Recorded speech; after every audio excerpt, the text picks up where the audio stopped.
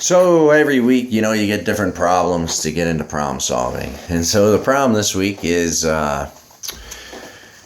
this bed, that, and this were all given to me by my parents and were packed up in a moving van and took to Colorado.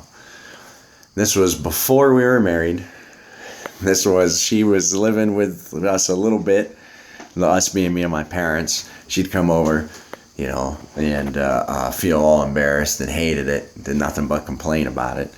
And so we were moving up to out to Colorado, and so, we took this out. Now, in the divorce, she seems to still be of the opinion that she should have this stuff, which isn't hers. But that's not new, right? So everybody who's been divorced with somebody just yelling, saying nasty stuff, that happens a bunch of times. But what I always love is the conversations forgot.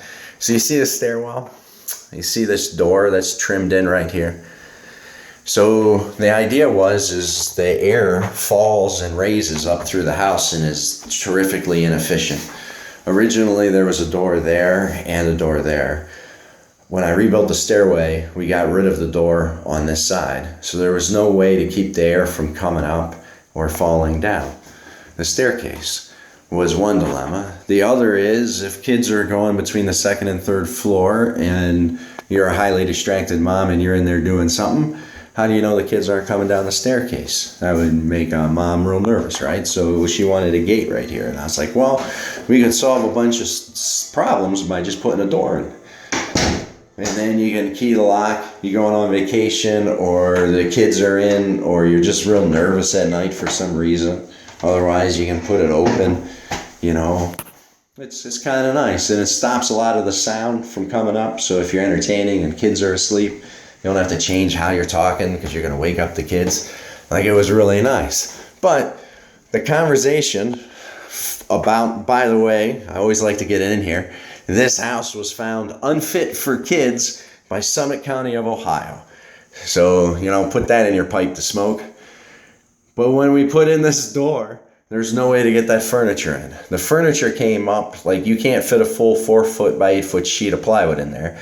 You can come up and you can go out the window and come back with the lumber. With the larger sheets, you come up on the diagonal like this and kick the bottom around and then swing it through. But you have to come through on the diagonal. On the mattress and box spring, it went from the very bottom to the very outside corner out here. And we had to bend the middle of the bed so that it could come around, and the furniture pieces would never come out. So if I put this door in, then we commit to not being able to remove these large pieces of furniture until we go into the son's room.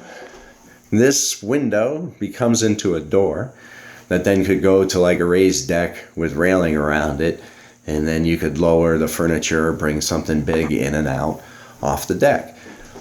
And there's a tree right there.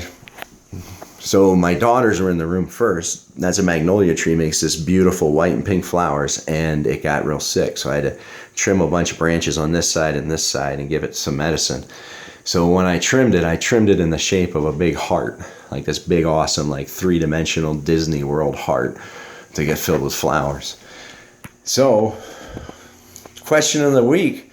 When your attorney goes ahead and just solves out your divorce without listening to you, presenting any evidence and all that, and so then the wife who's just been throwing temper tantrums but has the most expensive attorney in the county gets a court order that says that you can have that.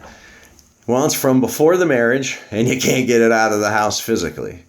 So what do we do now? What do we do now? Should I say that the words like and laugh? Should I let physics do it?